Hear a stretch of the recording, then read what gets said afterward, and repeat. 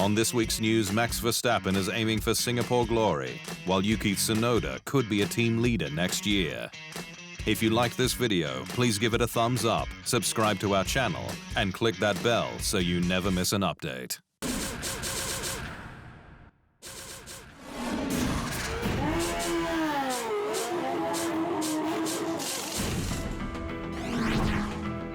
Red Bull boss Christian Horner says that there's no change of approach for the next race in Singapore, despite it being Max Verstappen's first real shot at clinching his second straight title.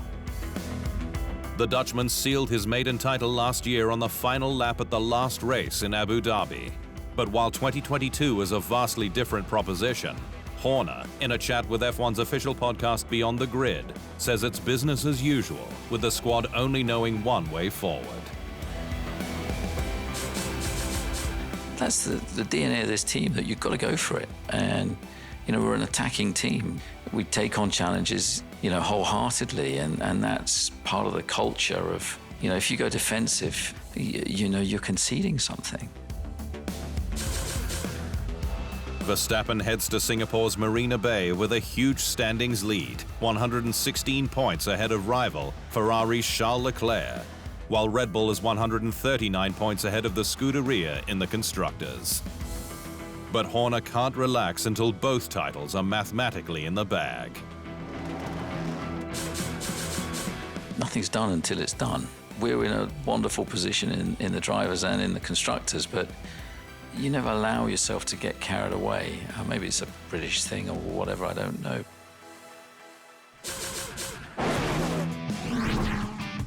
Last week saw good news for Japan, with Yuki Tsunoda finally confirmed at Red Bull's sister outfit AlphaTauri for 2023. But questions remain on his leadership capabilities should Pierre Gasly defect to Alpine. Tsunoda joined the sport in 2021, but initially struggled with confidence, despite points on debut in Bahrain.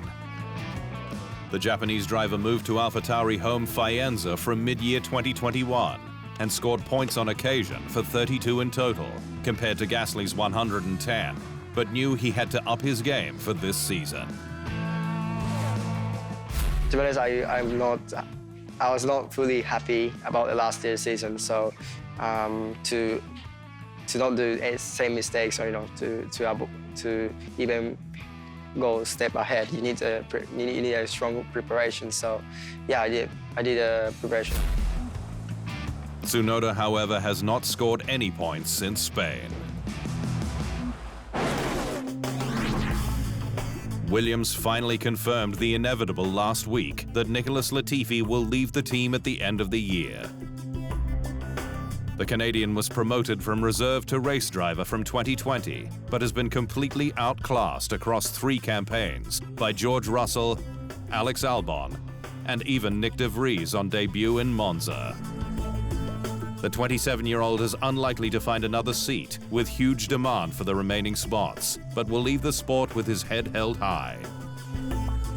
Having dealt with tough situations during his time, like in the aftermath of last year's Abu Dhabi Grand Prix, when he received death threats for his crash that triggered the championship-deciding safety car.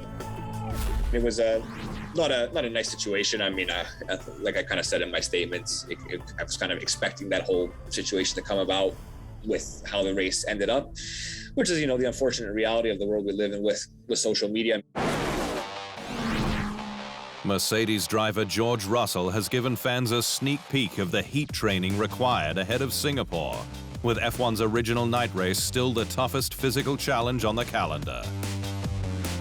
Russell was seen dripping with sweat while riding an exercise bike in full winter gear, including a hat, with the Brit preparing for super high cockpit temperatures of up to 60 degrees Celsius at racing speeds.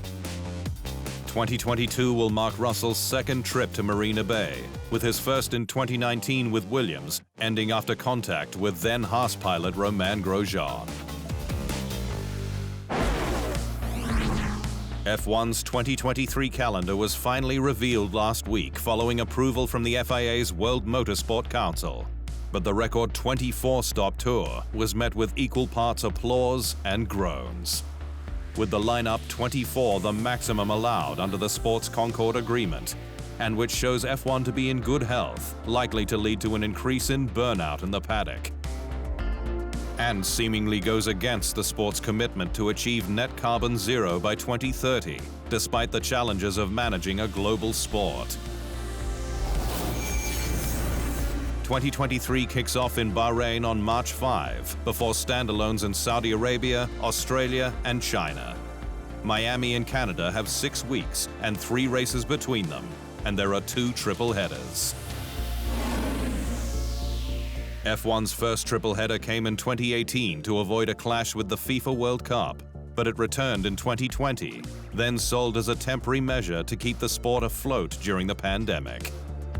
I think going into the future is not sustainable, a pace like this for the people, that if you go into a normal season without pandemic and have three or four triple headers, that wouldn't be good. But in the moment, everybody is just happy that we keep on working, that we can go racing, that it was all organized.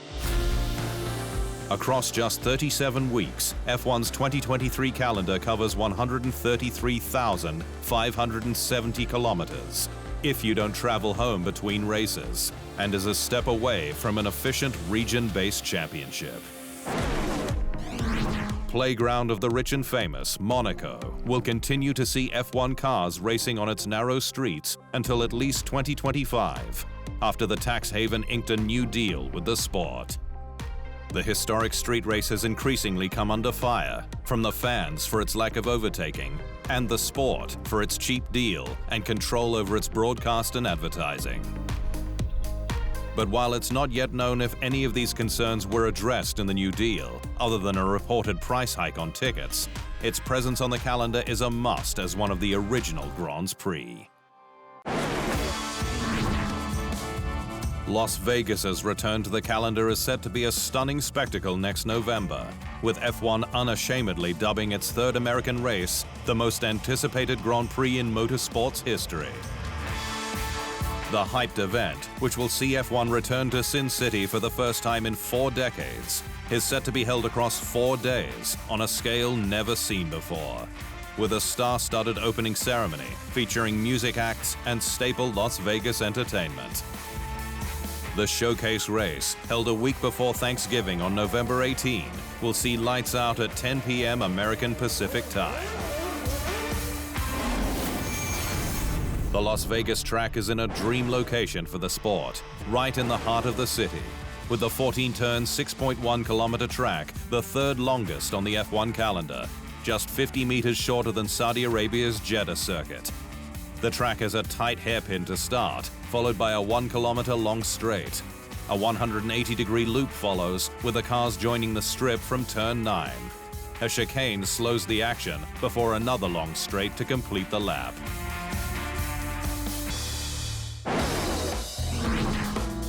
Red Bull has dropped interest in IndyCar race winner Colton Herta, given the FIA's refusal to grant him a super license exemption. But it has since revealed it had planned to run the American in Germany's DTM series for a marketing kick ahead of his now cancelled F1 debut. AF Corsa runs Red Bull's 2-branded Ferrari 488 GT3 cars in the DTM for drivers Felipe Fraga and Nick Cassidy, but there was originally meant to be another car for Herta at last weekend's penultimate round, held at Austria's Red Bull Ring.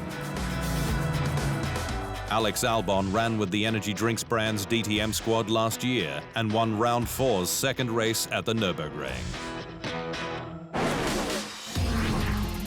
Former F1 team owner BMW says that it's not interested in returning to the sport, despite changes made to the power unit regulations, and rival Audi on the grid from 2026. BMW was an engine supplier to various F1 teams through the late 1980s, before a return in 2000 to partner Williams. But a relationship breakdown led it to purchasing Sauber to create its own works team. And while BMW Sauber won the 2008 Canadian Grand Prix with Robert Kubica, it withdrew at the end of 2009 following the global financial crisis and disappointing results. But BMW's focus is on its V8 hybrid Le Mans Daytona H cars, which will enter IMSA from next year, then the WEC. LMDH is clearly more important to us than Formula One. It's too far away from our Series M products, but also too far away in terms of time with the topic of electrification. Frank Van Meel, CEO of BMW M Motorsport, said.